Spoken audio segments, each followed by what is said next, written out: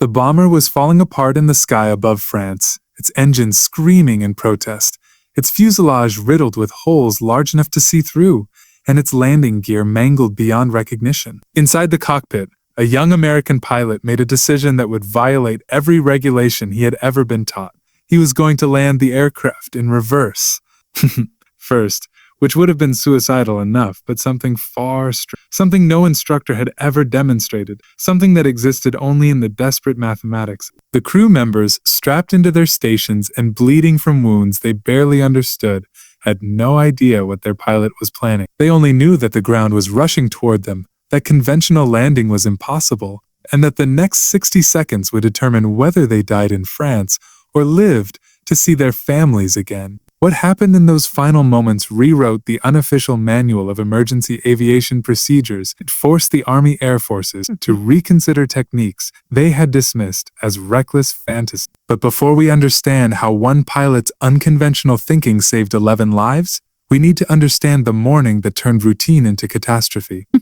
The mission briefing had been unremarkable, almost boring in its familiarity. Another strategic bombing run deep into occupied territory. Another formation of B-17 flying fortresses droning toward industrial targets that intelligence officers insisted were vital to the German war machine. The crews had stopped asking too many questions about why this factory or that rail yard mattered. They understood the war in simpler terms now. You flew, you dropped your bombs, you fought your way home, and if you were lucky, you did it again the next day. Luck, they had learned, was a finite resource that depleted with every mission, a truth reflected in the empty bunks that appeared with increasing frequency in their barracks. The pilot at the center of our story, a captain from Michigan whose hands had learned to fly before they learned to drive, had completed 23 missions. Each one had carved away a little more of the optimism he had carried across the Atlantic, replacing it with something harder and more durable. His crew trusted him not because he made grand speeches or exhibited false confidence, but because he brought them back. In a war where so many didn't return, that simple fact meant everything. The formation assembled over England in the pre-dawn darkness, dozens of massive bombers maneuvering into their designated positions with the practiced coordination of a dangerous ballet. Each aircraft carried 10 men, 4,000 pounds of bombs, and enough ammunition to fight off an aerial assault that everyone knew was coming. The Germans had grown sophisticated in their defense of occupied Europe. Their fighter pilots had learned to exploit every weakness in the American formations, to attack from angles that minimized exposure to the bombers' defensive guns, to focus their fire on engines and cockpits, where a few well-placed rounds could transform a fortress into a falling coffin. The American crews had developed their own counter-tactic, tightening their formations, coordinating their defensive fire, learning to think not as individual aircraft, but as a single armored organism that could absorb tremendous punishment and still complete its mission. But all the tactics in the world couldn't eliminate the fundamental arithmetic of aerial warfare. Bullets traveled faster than bombers, and German fighters were very good at putting bullets exactly where they needed to go. The flight into France was tense but uneventful, the kind of operational monotony that experienced crews had learned to distrust. The anti-aircraft fire began as they crossed the coast, black puffs of shrapnel-filled destruction that bloomed in the sky like poisonous flowers, each one capable of shredding an aircraft if it detonated close enough. The bombardier worked his calculations, adjusting for wind and altitude, preparing for the moment when the bomb bay doors would open and the aircraft would become vulnerable in ways that made even veteran pilots grip their controls a little tighter. The target appeared through broken clouds, a complex of industrial buildings that looked insignificant from 20,000 feet, but represented months of German production capacity. The bomb run itself was textbook, the kind of execution that would have earned approving nods in training, but here merited only grim satisfaction. The bombs fell away, the aircraft lurched upward as 4,000 pounds of weight disappeared, and the formation began its turn toward home. That was when the fighters arrived. They came from above and behind, diving out of the sun in a tactic so old it predated powered flight, but effective nonetheless. The first wave targeted the formation's trailing aircraft, the bombers whose positions made them slightly more vulnerable, slightly more isolated from the protective fire of their companion. Our pilot's aircraft was not in the most dangerous position, but neither was it safe. The gunners opened fire simultaneously, their 50 caliber machine guns hammering out rounds in controlled bursts that consumed ammunition at an alarming rate, but created overlapping fields of fire that could shred any fighter foolish enough to linger in their kill zone. The German pilots were not foolish. They struck fast, firing short bursts from their cannons before breaking away and climbing for another path. The noise inside the bomber was overwhelming, a cacophony of gunfire and engine roar, and wind screaming through holes that hadn't existed 60 seconds earlier. The pilot fought to maintain position in the formation, knowing that a bomber separated from the group was a bomber marked for death. The second wave of fighters came from directly ahead. A head-on attack that gave the bombers' forward-facing guns a clear field of fire, but also gave the German pilots a shot at the cockpit, the most vulnerable point on the entire aircraft. This was the moment when bomber crews learned whether their nerves would hold or break. The closing speed between the fighters and the bombers was more than 500 miles per hour, which meant decisions had to be made in fractions of a second, and mistakes were instantly fatal. Our pilot saw the fighters coming, saw the flashing lights from their wings that indicated firing cannons, and held his course. Flinching meant disrupting the formation, and a disrupted formation meant dead friends. He felt the impacts before he heard them, felt the aircraft shudder as cannon rounds punched through aluminum skin, and found machinery that was never designed to absorb such violence. The No. 3 engine began trailing smoke immediately, a dark plume that signaled serious damage and the very real possibility of fire. The co-pilot's hand moved to the engine shutdown controls without being told, following a procedure they had practiced so many times it had become instinct. With one engine dead and another showing concerning temperature readings, the aircraft began to struggle. The pilot trimmed the controls to compensate for the asymmetric thrust, adding rudder pressure to keep the bomber from sliding sideways out of formation. The mathematics of flight were unforgiving. Each damaged system increased drag, reduced power, made the aircraft heavier in ways that couldn't be solved with muscle alone. The airspeed began to decay, forcing a choice that every bomber pilot dreaded. He could stay with the formation and risk falling behind as his damaged aircraft lost performance, or he could leave now, under some semblance of control, and make for the coast alone. Neither option was good. Staying meant potentially dragging down other aircraft as the formation slowed to accommodate him. Leaving meant facing German fighters without the protective fire of his companions. He chose to leave. It was the first decision in a cascade that would lead to the impossible landing, though he didn't know that yet. The bomber dropped out of formation like a wounded animal separating from the herd, and every crew member aboard understood what that meant. The intercom chatter ceased. The gunners swiveled their positions, searching the sky with an intensity that made their eyes ache. The navigator pulled out his charts and began calculating the shortest route to friendly territory, knowing that every mile over France was a mile where they could be intercepted, shot down, captured, or killed. The pilot pushed the aircraft into a shallow descent, trading altitude for speed, gambling that the additional velocity would help them reach the coast before the fighters returned. The wounded bomber was now flying at 18,000 feet, then 16,000, then 14,000, each 1,000 feet of altitude, representing potential energy that could be converted to speed or distance or time. Time was the critical resource now. Time before another fighter attack. Time before damaged systems failed completely. Time before injuries that the crew was still discovering became fatal. The flight engineer made his way through the aircraft, assessing damage that he reported in clipped, professional tones that didn't quite hide his concern. Hydraulic lines severed. Electrical systems compromised. Structural damage to the tail section that made him genuinely worried about whether the empennage would remain attached during any aggressive maneuvering. And the landing gear, which should have been a relatively minor concern, was destroyed. The entire mechanism on the left side had been shot away, leaving twisted metal and exposed cables where sophisticated machinery should have been. The right side was technically intact but showed damage that made its deployment questionable. The nose gear was responsive to controls, but without the main gear, it was irrelevant. This information reached the cockpit just as the pilot was beginning to believe they might actually make it to the coast. The beach was visible now, the distinct line where occupied Europe ended and the English Channel began. Beyond that water lay England, safety, medical care, and the possibility of flying another day. But landing a bomber without functioning gear was a different kind of challenge, one that killed experienced pilots with depressing regularity. The standard procedure for a wheels-up landing was well established. You came in low and slow, reduced power at the last possible moment, and allowed the aircraft to settle onto its belly while keeping the wings level and hoping the friction didn't generate sparks that would ignite fuel vapors and turn the landing into a cremation.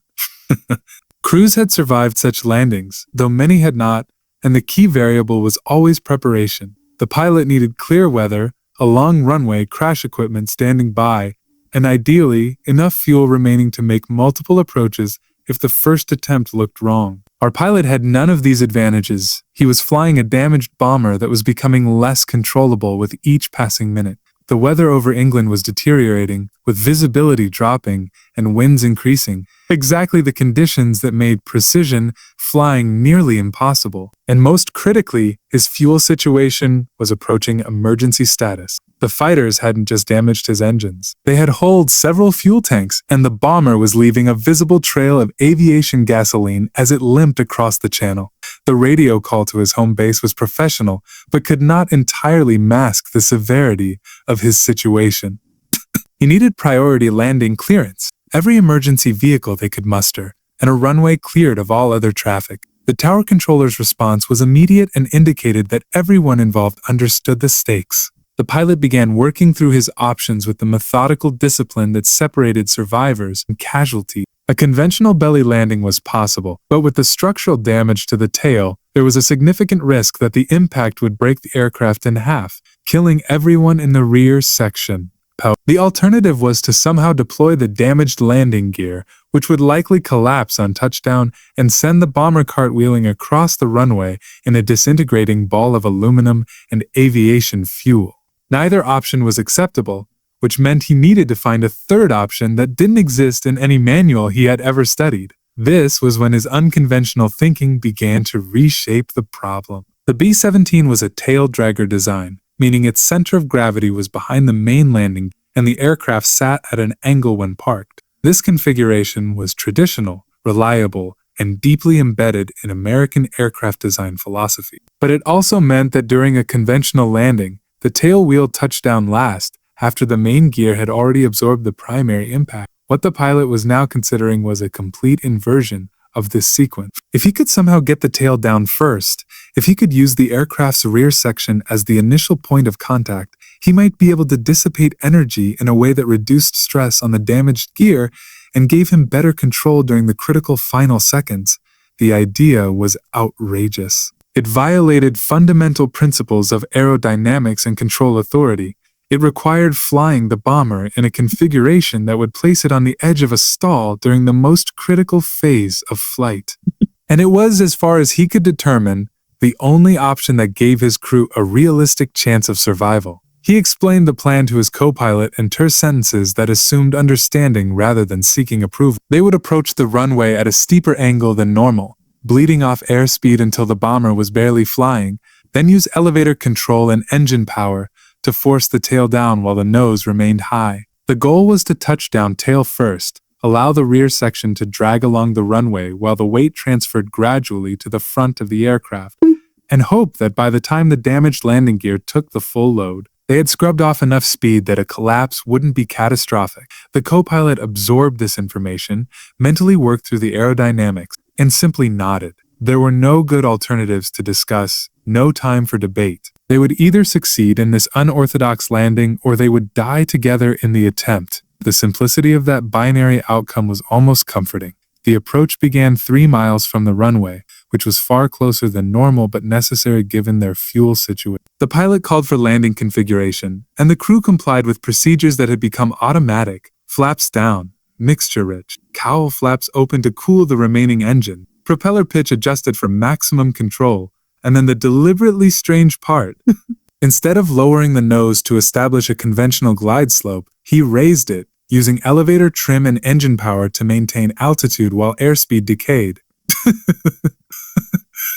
The bomber was now flying in a nose-high attitude that would have alarmed any observer on the ground. It looked like an aircraft preparing to stall, and in fact, it was operating in a flight regime where stall was imminent and control margins were razor thin. The pilot could feel it through the controls, that particular looseness that indicated the wings were on the verge of losing lift, that any additional back pressure on the yoke would break the delicate equilibrium. The runway appeared through the windscreen at an angle that was entirely wrong, the perspective distorted by the bomber's unusual attitude. The co-pilot called out altitude and airspeed in a steady cadence that provided orientation when visual references became unreliable. 200 feet, bait. 120 knots, 150 feet, 110 knots. The descent rate was higher than normal but manageable. The key was timing, knowing exactly when to reduce power and allow gravity to do its work. Too early and they would stall and crash short of the ring. Too late and they would strike the surface with too much energy, destroying the tail section and everyone inside it.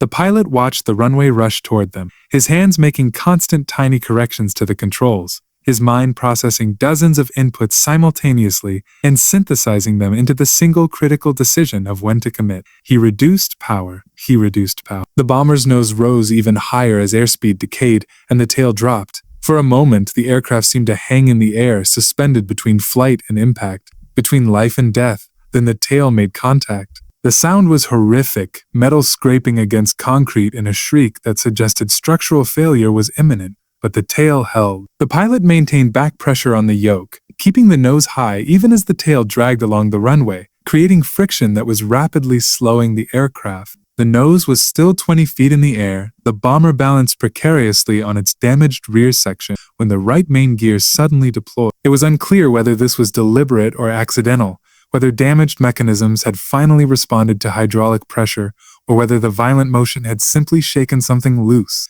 Either way, the landing gear took weight, compressed, and held. The left side was still without gear, which meant the bomber was now touching down on 3 points: the tail, the right main gear, and nothing on the left. This asymmetry created a yawing moment that tried to spin the aircraft off the runway. The pilot countered with rudder and differential braking from the right side, fighting physics with the limited control authority he had remaining.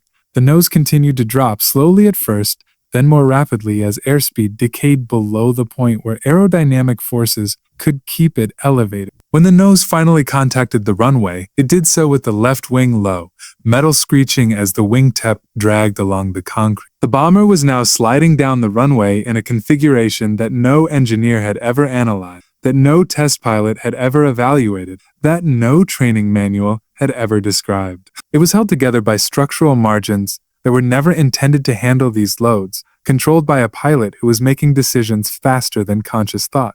And it was, impossibly, still intact. The slide continued for what felt like an eternity, but was perhaps 15 seconds. The bomber lost directional control as the dragging wing created forces that no amount of rudder could counter. It began to rotate, spinning slowly to the left, still moving forward, but now also pivoting around some point near its center of gravity. The rotation brought the aircraft's momentum into alignment with the runway's long axis, which was fortunate, and then continued rotating beyond that alignment, which was disastrous. At 50 degrees of rotation, with the runway now diagonal to their direction of travel, the bomber's forward motion finally exhausted itself. The aircraft shuddered to a stop in a cloud of dust and small debris, its tail section crumpled, its left wing trailing sparks that miraculously hadn't found fuel vapors to ignite, its right side bearing weight on a landing gear strut that had somehow survived forces far beyond its design limit. And inside, 11 men were alive. The evacuation was chaotic but swift. Emergency hatches blown, crew members scrambling through openings while rescue vehicles raced toward the wreck. The pilot remained in his seat until he confirmed every other crew member was clear, following a protocol he had established for himself years earlier. When he finally climbed down from the cockpit, his legs were shaking from the adrenaline crash that followed extreme stress. His mind was already processing what had just occurred. He had landed a bomber tail first, had dragged it along a runway in a configuration that should have torn it apart, and had brought every member of his crew home alive from a mission that should have killed them over France. The technique had worked not because it was elegant or officially sanctioned, but because in that specific situation, with those specific damages and those specific constraints, it was the only approach that addressed the actual problem rather than the theoretical one. The investigation that followed was unusual in its tone. Normally, when a pilot deviated from standard procedures, The inquiry focused on what rules had been broken and why discipline was necessary. But the wreckage told a story that was impossible to dismiss. The structural damage to the tail, the destroyed landing gear, the depleted fuel state, all documented in photographs and engineering reports, made it clear that conventional approaches would have failed. The pilot's decision to land tail first, while unorthodox, had distributed impact forces in a way that kept the aircraft's structural failures within survivable limits.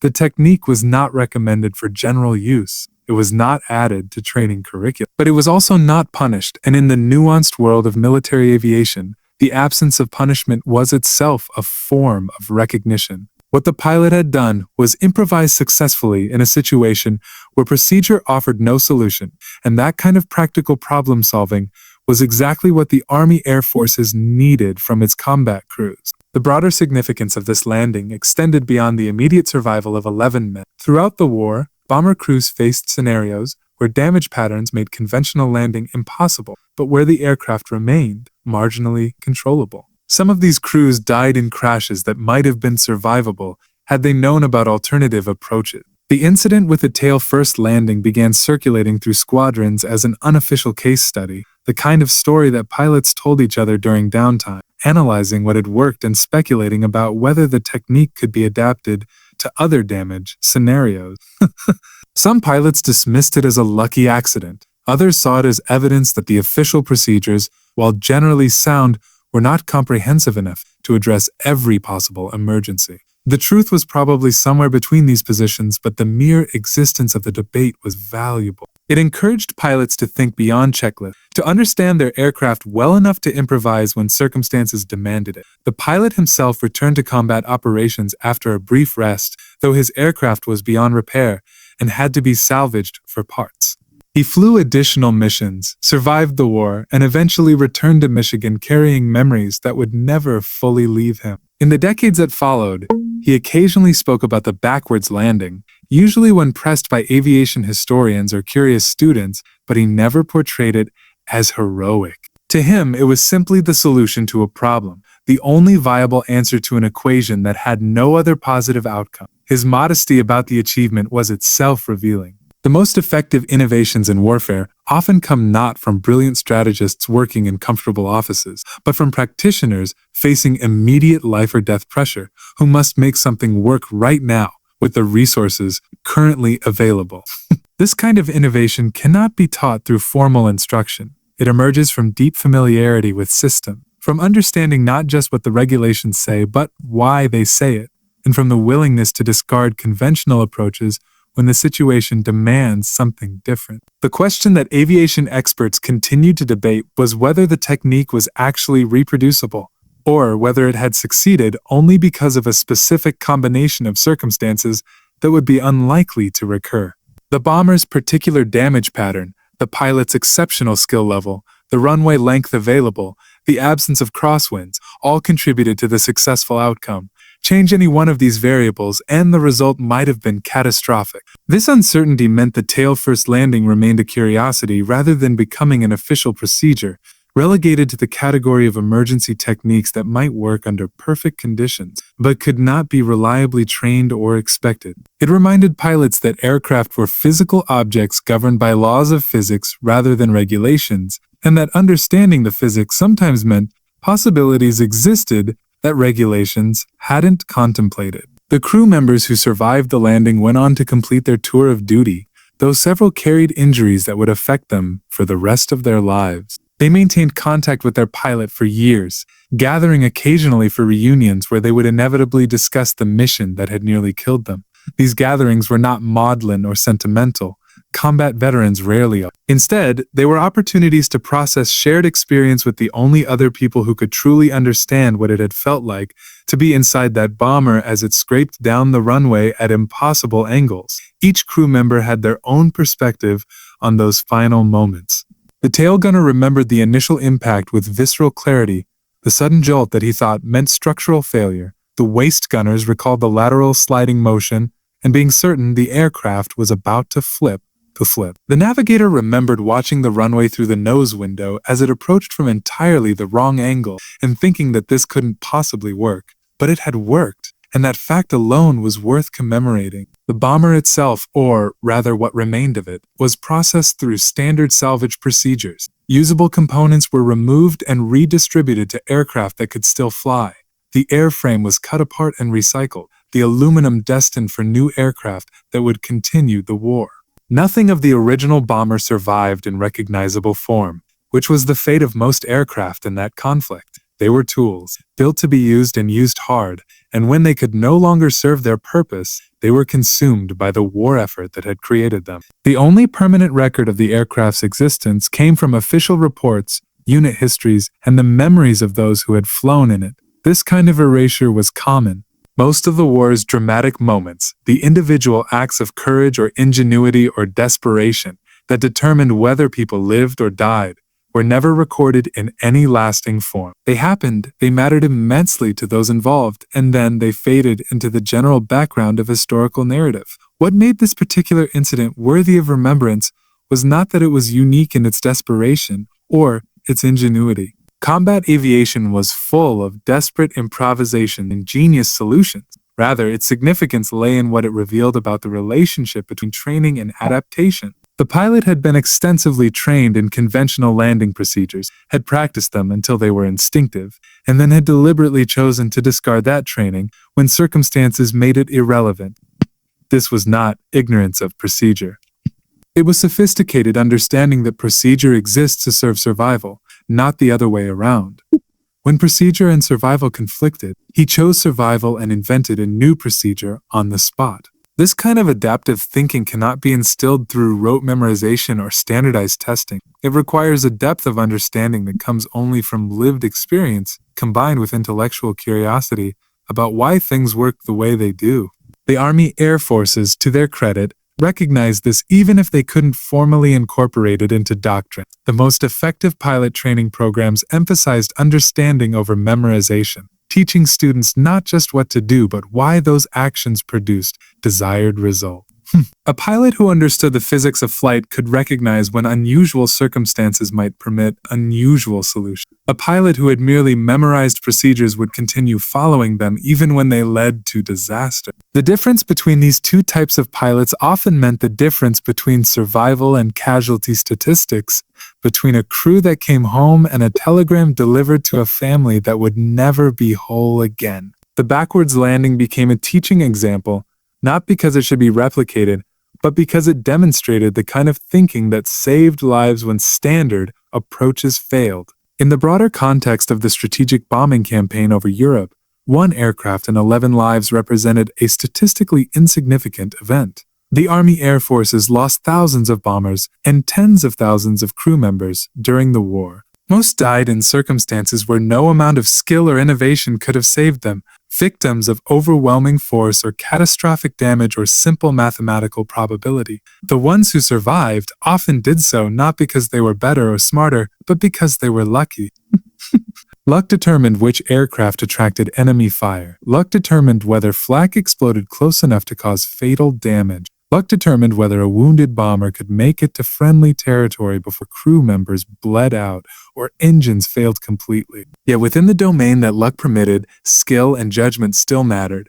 The pilot of our story was lucky in many ways. He was lucky that fighter attacks didn't kill him in the first pass. He was lucky that his fuel held out until he reached the coast. He was lucky that weather conditions, while poor, weren't impossible. But having received that luck, he then demonstrated the skill to exploit it, to take the narrow margin of survival that fortune had provided and transform it into an actual landing rather than a controlled crash. This interplay between luck and skill defined the combat experience for thousands of airmen. They couldn't control the former, but they could maximize the latter, and that maximization often required the kind of unconventional thinking that our pilot displayed. The military, by its nature, values standardization and predictability. Standardized procedures allow complex organizations to function with thousands of members operating across vast distances. But standardization also creates blind spots where unusual situations fall outside prepared responses. Combat operations constantly generated these unusual situations, forcing individuals to choose between following doctrine into disaster or improvising solutions that might work. The best military organizations found ways to encourage improvisation within broad parameters while still maintaining overall coherence. The worst became rigid, prioritizing compliance over outcome, sacrificing lives to preserve organizational purity. The Army Air Forces, for all their flaws and mistakes, generally fell into the former category. They gave their pilots enough latitude to solve problems creatively while maintaining the structure necessary to conduct coordinated operations across multiple theaters. The legacy of the backwards landing, then, was not that it changed official procedures or created new training requirements. Its legacy was subtler and perhaps more important. It became part of the oral tradition of combat aviation, one of hundreds of stories that pilots told each other, and that collectively communicated values the official system couldn't quite articulate. The story said that when the situation demands it, you can discard the manual. It said that understanding your aircraft means knowing not just what it's designed to do, but what it can do when pushed beyond design parameters. It said that survival sometimes requires doing things that would fail under most circumstances, but that might work under these specific circumstances right now. And it said that the judgment to know when to improvise and how to improvise comes not from formal instruction, but from a deep synthesis of knowledge, experience, and situational awareness that cannot be reduced to checklist items. Years after the war, aviation technology advanced in ways that made the specific scenario of the backwards landing nearly impossible to recreate. Modern aircraft use tricycle landing gear configurations that place the center of gravity ahead of the main wheels, making tail-first touchdowns aerodynamically impractical. Hydraulic systems became more robust and redundant, reducing the likelihood of complete landing gear failure. But the fundamental lesson remained relevant across technological generations. Aircraft would continue to fail in unexpected ways. Pilots would continue to face situations where standard procedures offered no path to survival. The ones who lived would be those who understood their aircraft well enough to improvise, who could synthesize information from multiple sources in real time, who could make life or death decisions in seconds and live with the consequence. The backwards landing was one example of this kind of decision-making under extreme pressure, remarkable not because it was the only example, but because it was documented well enough that later generations could study it and extract principles that applied far beyond that specific moment, on that specific moment. Specific runway. The pilot from Michigan eventually passed away decades after the war, surrounded by family who knew he had served but who never fully understood what that service had entailed. His obituary mentioned his military record in a single sentence, noting his years of service and his rank at discharge, but providing no details about individual missions or specific action. This was typical for his generation. They had done extraordinary things during the war, had faced pressures and made choices that would have broken lesser individuals, and then they had returned to ordinary civilian lives and rarely spoken about what they had experienced. The backwards landing lived on primarily in aviation history circles, in academic papers analyzing emergency procedures, in occasional documentary segments about innovative piloting techniques. Each retelling emphasized different aspects of the story depending on the narrator's interests, but all acknowledged the fundamental achievement. A pilot had faced an impossible situation, had invented a solution that didn't exist in any manual, and had brought his entire crew home alive. In the final accounting, that was what mattered. Not whether the technique was officially recognized or formally adopted, not whether other pilots could replicate it, or whether it deserved more prominent historical recognition. What mattered was that on one particular day in the spring of 1944, 11 American airmen who should have died in a burning wreck instead walked away from their aircraft because their pilot had possessed the knowledge, the skill, the judgment, and the courage to attempt something that everyone would have said was impossible. The bomber fell apart where it stopped, its structural integrity finally exhausted, but it had held together long enough. That narrow margin between catastrophic failure and controlled destruction was where survival lived during wartime, and the pilots who could navigate that margin were the ones who brought their crews home. The backwards landing was simply one particularly dramatic example of navigation through impossible margin. One moment when improvisation trumped procedure and creative problem-solving defeated conventional wisdom. It deserved to be remembered not as an anomaly but as a reminder that sometimes the only way forward is backward, and that the most important skill any pilot can possess is knowing when the rules no longer apply.